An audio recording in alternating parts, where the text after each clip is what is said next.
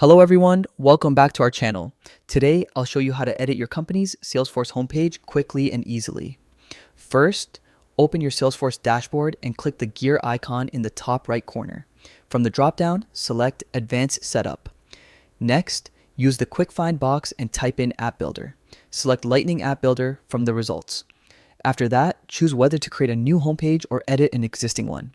For a new page, select Homepage as the type and give it a clear label, something like Sales Team Dashboard or Support Overview, so it's easy to identify later. Now, pick a page template.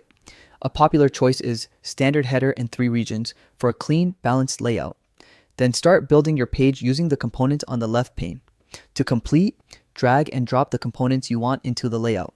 You can also add custom components built with Lightning Web Components or Aura, and even embed report charts or Salesforce flows to automate tasks.